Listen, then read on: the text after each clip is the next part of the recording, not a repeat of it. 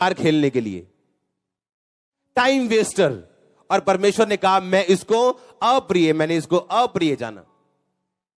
याकूब को मालूम है कि मेरे बाप ने मेहनत नहीं की ये सब कामों के लिए, कि मेरे धर्म और राज्य की खोज कर सब वस्तुएं तेरे पीछे पड़ के अपने आप आएंगी तेरे पास। तो मेरे बाप ने इन चीजों के लिए मेहनत नहीं की। वो शाम को ध्यान करने के लिए मैदान में जाता था, मैं भी प्रभु की ओर ध्यान लगाऊंगा और परमेश्वर मेरा इंतजाम करेगा। पर बाइबल कहती है उसने अपनी आंखों की बात को सुना और 14 साल उस घर में सेवा करता रहा जहां उसकी अपनी सेवा होनी चाहिए थी, पर वो सेवा करता रहा। कुछ डिसीजन आप लेते हो और परमेश्वर आपको मना नहीं करता, पर आपको उसका असर भी अपनी लाइफ में नजर आता है। परमेश्वर आपको छोड़ता या त्यागता तो नहीं है, पर आपको सफरिंग्स में से गुजरना पड़ता है।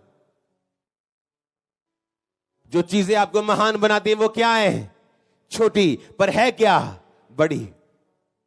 कि क्या आपको नहीं पता आपके फादर की टेस्टिमनी क्या है? क्या आपके स्पिरिचुअल मेंटर की टेस्टिमनी क्या है? तो उसकी टेस्टिमनी को क्यों नहीं फॉलो किया जाए और अपनी लाइफ में वो ब्लेसिंग्स हासिल की जाए? और ये पॉसिबल था। सुलेमान ने किया ऐसा, अपने बाप की तरह चला वो और अपने बाप की तरह बना वो। बाकी भाई नहीं बन सके, अबशालोम नहीं बन सका, किसी को ताकत में भरोसा था, कोई पाप में था, कोई केयरलेस था अपनी लाइफ में। पतरस ने कहा उन भविष्यद्वक्ताओं को जो तुमसे पहले थे, उनका एंड देख के, उनकी शुरुआत देख के परमेश्वर ने किस तरह से उनको बढ़ाया और आशीषित किया, तुम भी उन्हें फॉलो करो और तुम भी उन गवाहियों को देखते हुए परमेश्वर में चलो। कुछ सफरिंग्स परमेश्वर की ओर से नहीं, किसने मोल लिए? खुद इंसान ने। कुछ सफरिंग परमेश्वर नहीं चाहता याकूब झले, पर वो गया और उसने झली। अपनी मां की बात को सुना, अपने पिता से झूठ बोला, उसकी आशीष ली और भागना पड़ा उसे, जबकि वो ये नहीं जानता था कि ये आशीष पहले से उसकी है, क्योंकि पहलौठा होने का अधिकार उसका भाई उसे बेच चुका है। कोई आशीष, कोई ब्लेसिंग जो गलत रीति से, वचन से बाहर होके आपको मिले, वो एक्चुअल में आपको तंग करेगी बाद में। अपने फादर की गवाही को क्या करना? फॉलो करना। जो गवाही हम सुन रहे हैं, जो अगुवे की गवाही हम सुन रहे हैं, जिस तरह की चर्च में हम जा रहे हैं, उसे फॉलो करना है, उसे एग्जैक्टली फॉलो करना है अपनी लाइफ में, ताकि वो सेम ग्रेस आपकी लाइफ में फॉलो कर सके। कुछ चीजें जहां पे आपको सफर नहीं करना, वो नहीं करना। क्यों जानबूझ के फंसना? क्यों जानबूझ के लड़ाई मोल लेनी? अब आपको मालूम है आप क्रिश्चियन हो, आप मसीह में हो, आत्मा से भरे हुए हो, लेकिन एक कमी है कि लव मैरिज हो रही है। किससे? अन्य जातियों से। अब आप उस सिर्फ मैरिज नहीं करवा रहे हो, आप उन सब श्रापों को भी आप मोल ले रहे हो जो उसके परिवार के ऊपर है। आप उन सब कर्ज से आपको फाइट करनी पड़ेगी मैरिज के बाद, जो आपके पार्टनर के खानदान के ऊपर है। फिर आप बोलोगे कि हस्बैंड बड़ा अच्छा है, वाइफ बड़ी अच्छी, दोनों से अलग अलग मिलो तो दोनों स्वर्गदूत लगते हैं, पर आपस में बनती नहीं, क्योंकि आपने सिर्फ एक मैरिज नहीं की है, आपने उस परिवार के पूरे कर्ज को भी क्या किया? आपने खरीदा है। अब फालतू की मेहनत करो, अब फालतू की प्रेयर करो, अब उसे तोड़ो, अब उसे काउंसलिंग करो, उनके घर वालों को काउंसलिंग करो, उन्हें मसीह में लेके आओ। मतलब जो काम आसानी से मसीह में जाने के, मसीह घराने में शादी करने में हो सकता था, उसको आपने 3, 4, 5, 6, 7, 10 साल लंबा करके फ्री की फालतू की लड़ाई मोल लेके आप बैठ गए हो। एक मैरिज हुई इसहाक की, हुई कि नहीं हुई? याकूब ने कितनी करवाई? हां, कितनी कराई? कितनी? 2। और सुखी कौन था? इसहाक। याकूब के घर में बस यही लड़ाई चलती थी। वो छोटी बोलती थी आज वो मेरे साथ सोएगा, बड़ी बोलती थी नहीं आज वो मेरे साथ सोएगा। सारी उम्र निकल गई, बाइबल पढ़कर देख लो अपनी। जिससे याकूब प्यार करता था वो झूठ बोलने वाली औरत थी, चोरी करने वाली औरत थी। याकूब से जो प्यार करती थी उससे याकूब प्यार नहीं करता था। सब कुछ वेस्ट हो गया लाइफ में। कारण क्या? इमोशंस। बंद कर दो वो गाने सुनने जो आपको इमोशनल करें, बंद कर दो।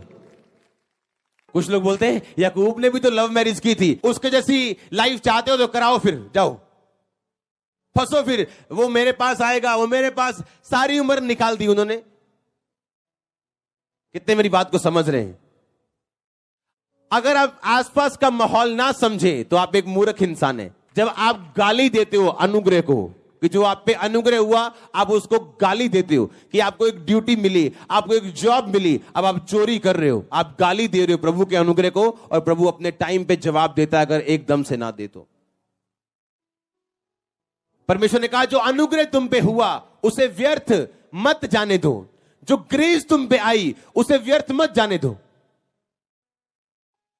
हर चीज का टाइम है। परमेश्वर जानता है उसने आपको बनाया, कौन सी चीज आपको कब देनी उसे सब मालूम है। आदम के लड़की ढूंढने गया था, मैं कल्ला हो गया, बचा लो मैनू। हाँ, परमेश्वर ने कहा तू अकेला है, मैं तेरे को लड़की देना चाहता हूं, मेल देना चाहता हूं। उसने नहीं कहा परमेश्वर मुझे मेल चाहिए, परमेश्वर कहता तू अकेला है। आदम प्रभु के कामों में बिजी था। जो काम प्रभु ने आपको दिया, अगर आप स्टडी कर रहे हो, आप स्टूडेंट हो, आप नए विश्वासी हो, आप नए पास्टर हो, जो काम आपके सामने उस काम पे ध्यान दो जो परमेश्वर ने आपको दिया, क्योंकि उसी में आपकी इज्जत छुपी, ब्लेसिंग छुपी, आपके जनरेशंस की ब्लेसिंग उसमें छुपी। पर ध्यान कहां है? इधर उधर। ताकि शैतान नहीं चाहता अगर तू मसीह में आ गया तो तू कामयाब हो सके, क्योंकि कामयाब व्यक्ति, बचा हुआ व्यक्ति अपने घराने को बचा सकता है, अपने नगर को बचा सकता है। आप वो होंगे जो अपने नगरों को बचाएंगे, परिवारों को बचाएंगे। ओह, बड़ी बड़ी मिनिस्ट्रीज और आप में से निकलने वाली चर्च में आपको क्या बताऊं क्या होने वाला है। आमीन। आपने फॉलो करना है जो आपके अगुओं ने फॉलो किया, उनकी लाइफ में जो रिजल्ट आया, आपको क्या करना है? एग्जैक्टली उन्हें फॉलो करना है, कॉपी करना है उन्हें, जो बाइबल कहती। अगर आप परमेश्वर की ग्लोरी के लिए करोगे, टाइम का वेट करोगे, आपको वो बेस्ट देगा। पर अगर आप खुद करना चाहोगे तो परमेश्वर ये समझता है कि तू ये समझता है कि तेरी योजना मुझसे भी ज्यादा बड़ी है और तू मुझसे भी ज्यादा समझदार है, तो तू बन समझदार अपनी निगाह में। और बाइबल कहती है अपनी निगाह में कभी बुद्धिमान मत बनना। परमेश्वर बराबर का मौका देता है हर एक जन को, हर एक जन को बराबर मौका देता है। वो आपने उसे फॉलो करना है और अपनी लाइफ को इतना अच्छा बना के रखना है कि जब लोग आपको देखें और सुने, आपके परमेश्वर को ढूंढना चाहे वो कौन है, वो उसको देखना चाहे वो।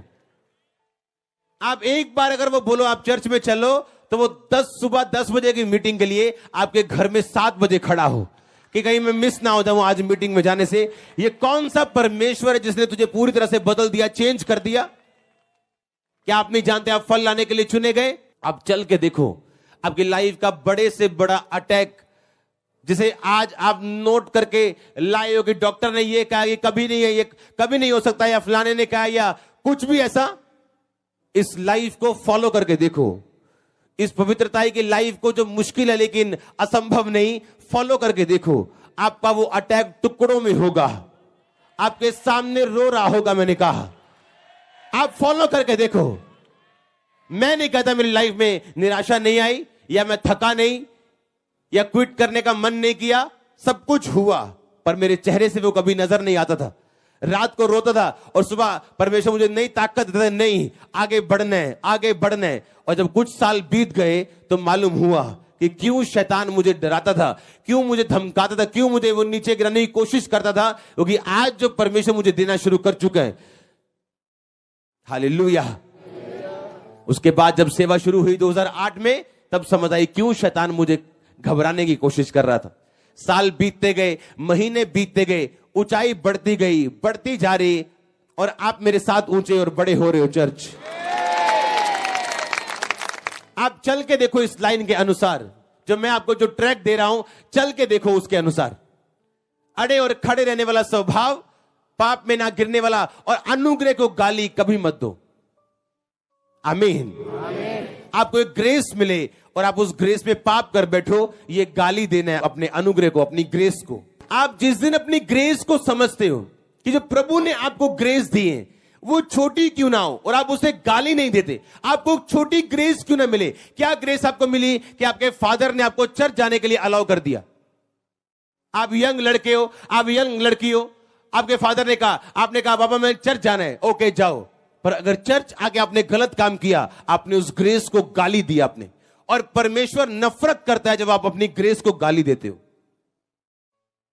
परमेश्वर ने कहा दाऊद क्या तुम्हें पत्नियां नहीं